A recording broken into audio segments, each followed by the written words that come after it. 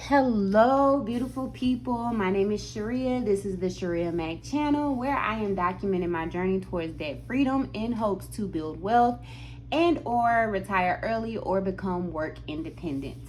If you are new here, thank you so very much for clicking on this video and discovering me.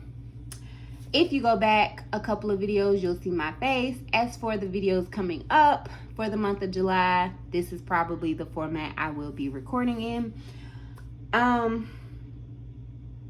If you are a returning subscriber or viewer, thank you so very much for coming back. I really do appreciate your support. It means a whole lot to me. Today's video, as you can see, is my monthly budget.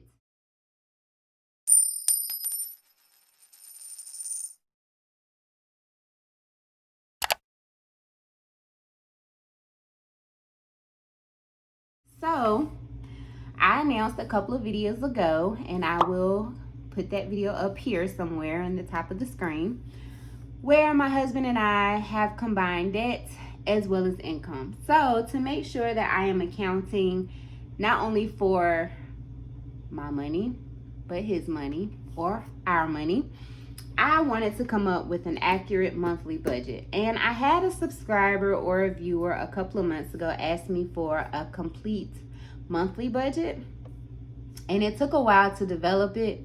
I hope she's still watching because I haven't really seen her comment here lately. No, I think she has. I'm not sure.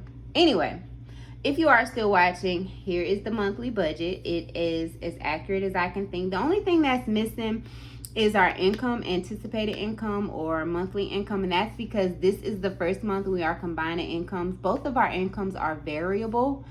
So when I do August budget, after I have been able to account for his income and my income for July, I will include boxes somewhere up here with our anticipated income.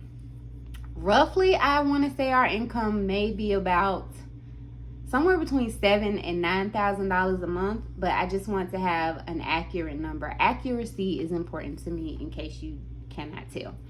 So to begin with, we have 3 mortgages.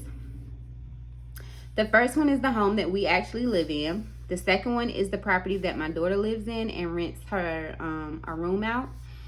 She had a roommate, but with the whole COVID thing, that roommate went back home, and so now it's just her. She's actually home, but she still has 1 more year left in college, so we have not decided to rent this out to somebody else. Plus, I don't really feel like this is the time to be renting. I don't know. And then we have my husband's investment property. So our mortgage is $936. Her mortgage is actually $402, but we rounded up to the next. So it's $410, and then his is $286, but we rounded up to the next 10. The only reason this is not rounded up to the next 10, it actually is, but our property taxes have gone up, and that's what's making it.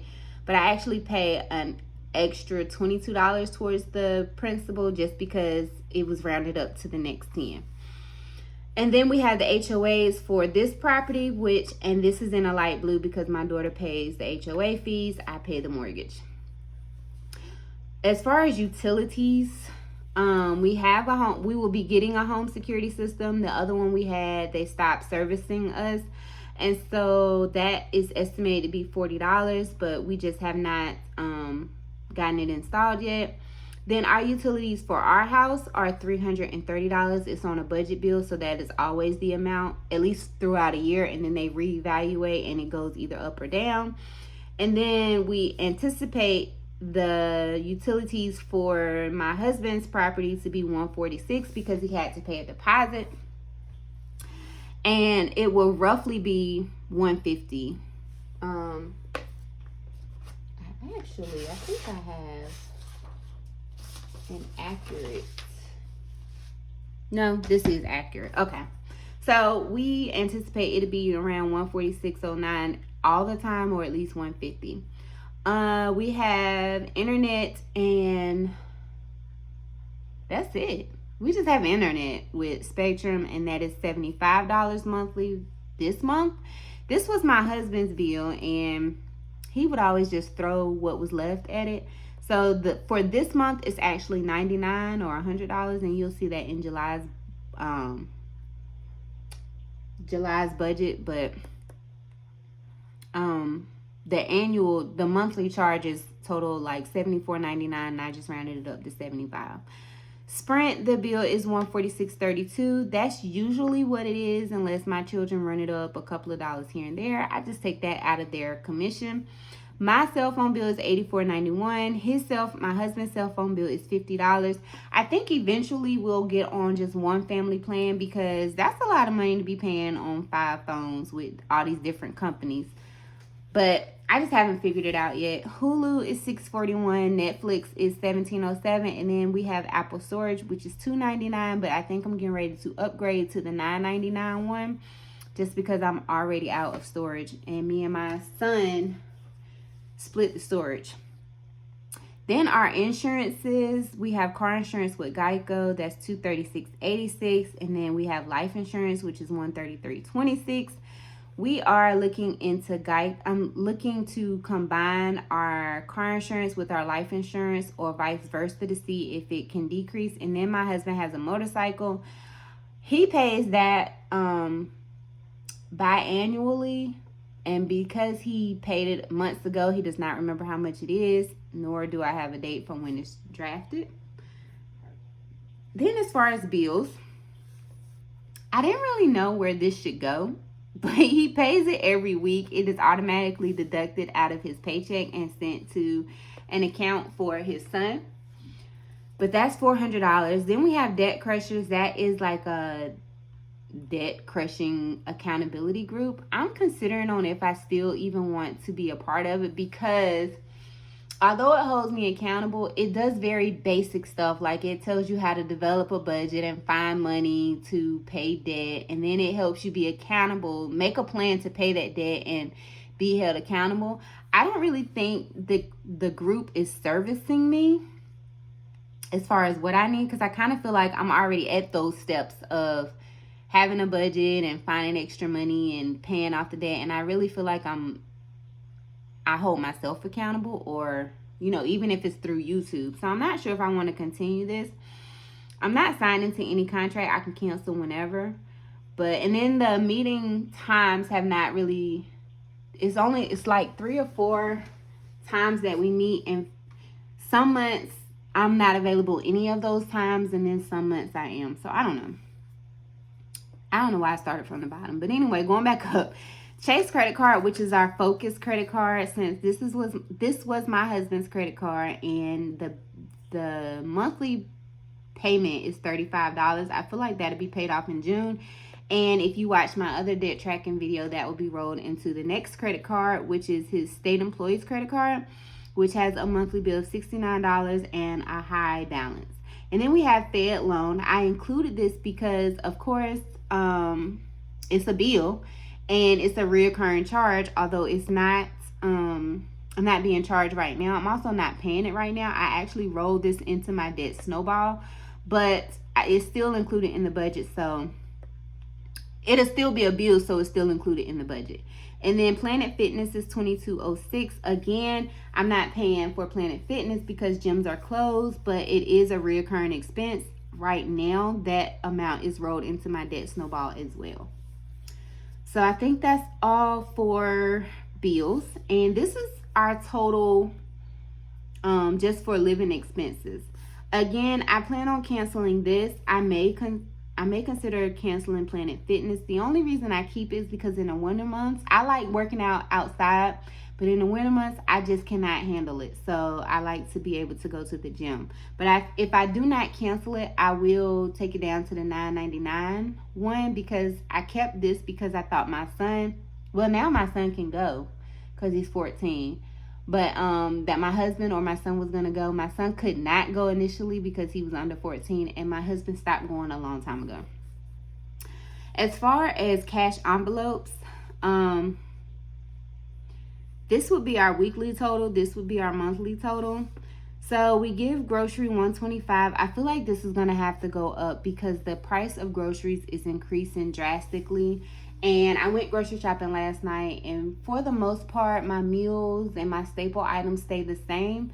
but I ended up spending like 160 as opposed to 125. And I don't know how I'm gonna make 125 work, so it may go up to 150. Gas, this is for my husband and I. It is right now, it's costing me $35 to fill up my tank, and he says it costs $50 to fill up his, so $85 a week will go towards gas. Medical will get $15 a week. Eating out will go, it was $60 twice a week, or yeah, it was $30 a week because it was $60 per pay period, but it's going to go to $50 a week. Commissions will go, it went from 50 to 80, and so my older kids will get $35 a piece, and then my son will continue to get his 10. House essentials went down. Well, it went up because it was $30 per pay period to $25 a week. Offering is going to $50 a week. Beauty is going to $50 a week. I mean $15 for a total of $60 per month.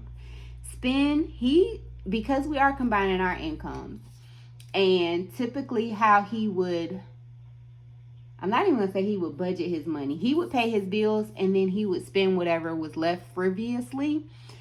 And so I feel like he's going to struggle with not making purchases or being on a budget. So I feel like I was very generous with his spend money. But I feel like once he sees that we're making progress, he will be comfortable with reducing his spend money, or us just going equal. So still keeping it $130 a week, but it being $65 and $65. Investing was only getting $20 a month. I think it's going to continue to get the $20, but for June, but I think I'm gonna take it out. I mean for July, but I think I'm gonna take it out in August, just because I'm trying to figure out how I can eliminate these credit cards expeditiously. And then Charlie gets his regular $40 a month, which will be $10 a week. And then sinking funds will also get contributed to weekly. So travel will get $200 a month or $50 a week. Cars will get $50 a week. School will get $25 a week. And this is really back to school plus like anything for school related. Home improvement will get $50, but I feel like home improvement will be combined with investment property, because as you can see, we are spending almost $500 on between his investment property and the utilities for it. And so we're anxious to hurry up and get this up and running to rent out. And then let me see, investment property, yeah. And then taxes was a bill, but it's really more of a sinking fund. And this is what I take out monthly from my consulting gig, where I just get a flat rate. I'm paid as a 1099, and I get the $800 per pay period, or twice a month. So that totals $265 a week, $1060 monthly. The reason I have decided to pay cash envelope and sinking funds weekly as opposed to per pay period is because we get paid every week, technically. So from my full-time job as a social worker, I am paid on the 15th and the last working day of the month. My husband is paid every Thursday. And then and then my consulting gig is the 15th and the last day of the month. And then my part-time job at the health department, I am paid the second and fourth week. No, I don't know. I'm paid on the 10th and the 24th or the 25th of each month. So it ends up falling so that I get paid every week. And so the majority of our bills will come out of the 15th and the last day of the month paychecks, and then those two paychecks in between, the majority of that will go to debt. I just don't have a good estimate of exactly how much we'll be able to put towards debt each month, because obviously we're starting fresh this month. But this is a good, accurate budget. The only thing that's missing is his motorcycle insurance. He is actually getting his motorcycle fixed because he's going to sell that. So eventually, I feel like by January, This expense will be gone. Hopefully, the mortgage won't be gone, but we'll be getting rent to compensate for that. The utilities will be in whoever the renter's name is. Let's see. Any other debt crushers will definitely be gone because this only runs through December.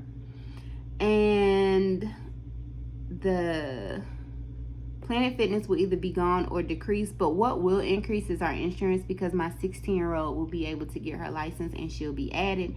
And then the home security should be in our budget. But I feel like that will decrease. And then as far as expenses over here that should be either decreasing or be eliminated would be the beauty, because this currently includes me getting my eyebrows done and getting my toes painted. But as soon as the winter hits, no more toes painted for me. It'll just be my eyebrows. And investing will probably be gone. So that is where we are.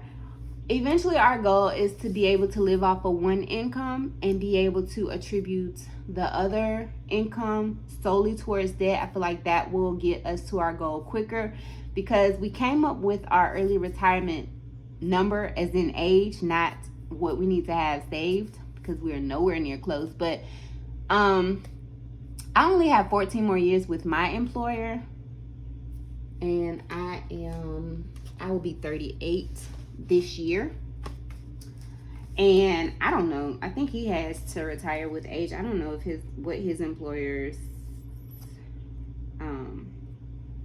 retirement plan looks like, which is something I need to ask about, because they definitely contribute to a 401k. I don't even know what their 401k match is, if they even have a match, but they do have a 401k because I've seen it come out of his paycheck.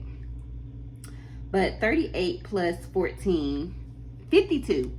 So initially I would have liked, when I first started my debt-free journey, when I just thought it was about paying off debt, my goal was to be able to retire by the age of 44. But now that I have continued to educate myself, and I know it's not just about being debt-free where you can retire, but it's also about having wealth or generating wealth or, passive income or something. I feel like by the age of 52, I should definitely be done, and we should be able to retire between the age of 52 and 55. I always have a realistic goal and then an optimal goal. So 50 would be my optimal goal, and 55 would be my realistic goal. So that would give us, my math is horrible. But I don't know why I keep doing it. 55 minus 38 would give me 17 years, and 50 minus 38 would give me 12. No.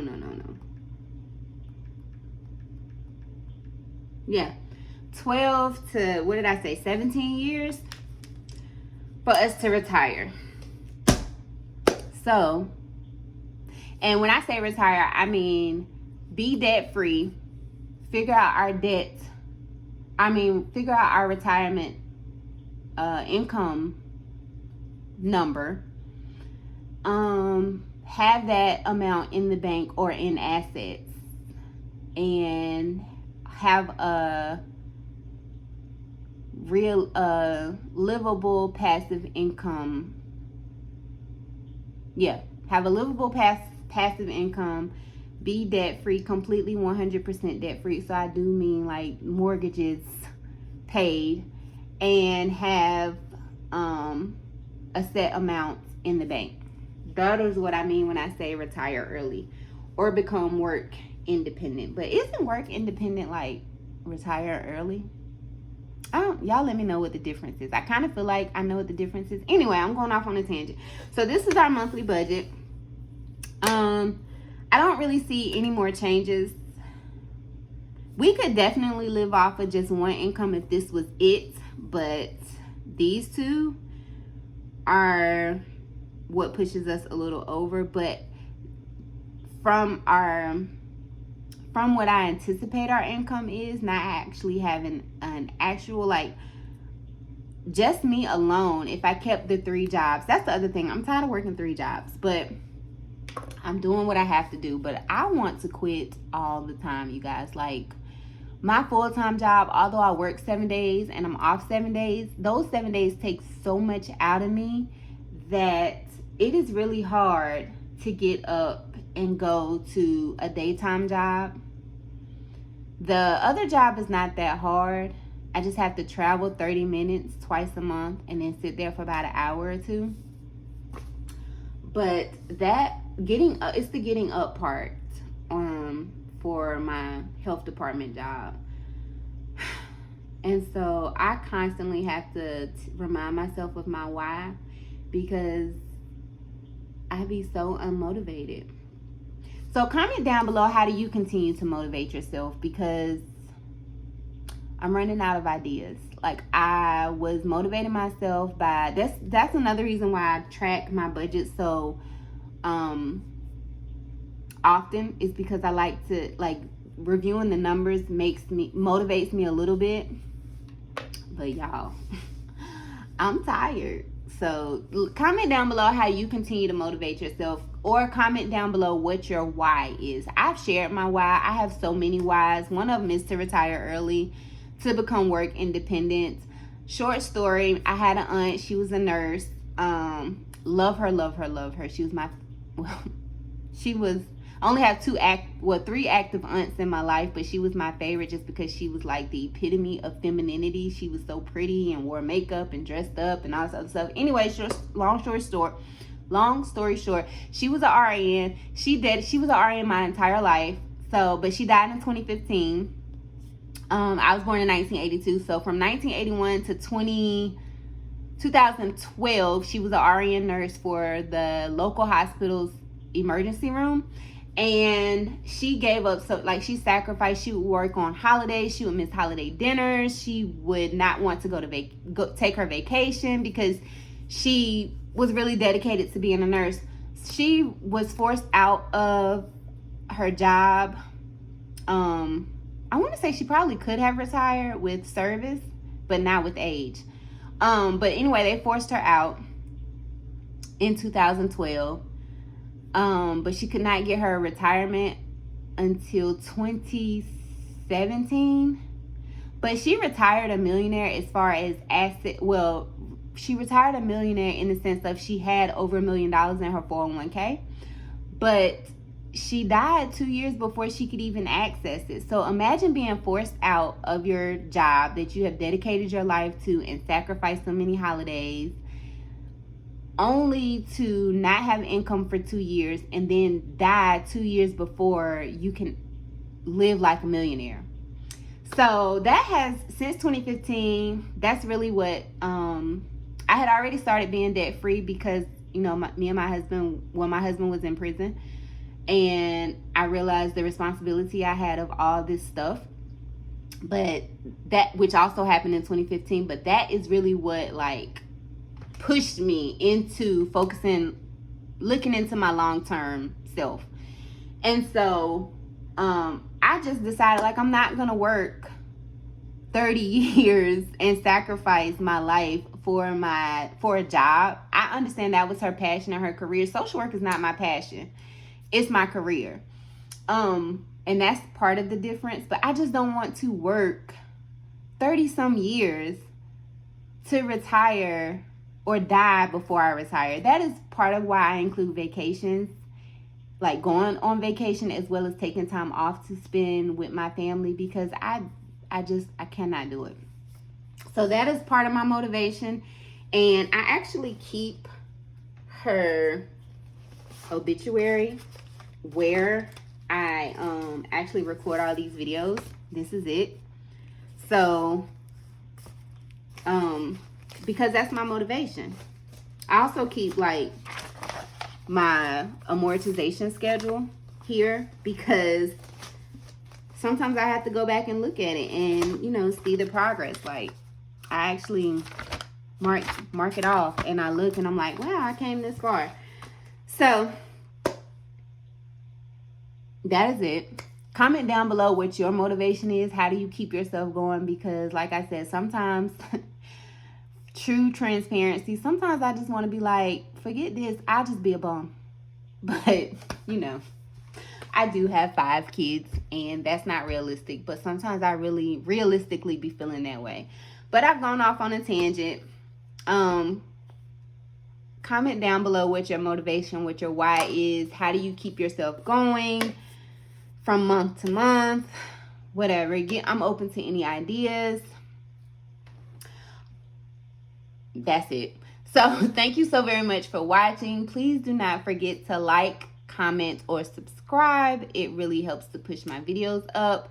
In case you're wondering if you've been following, if I met my goal. I did not meet my goal of 500 subscribers by June the 30th, but I am at 399, possibly 400 by this point. And I'm satisfied with that because I know I did the work, and I'm just going to continue to do the work until God says, here you go, here is your 500 or 1K subscribers. When I'm supposed to have it, I know I will have it, and I'm fine with that as long as I keep doing the work. If, again, you have watched this far, thank you so very much. Be sure to comment your reason why for staying on this journey or starting your journey. And like, share for whoever needs this. And do remember that the debt-free journey is indeed a journey, not a destination. Thank you so very much. Bye.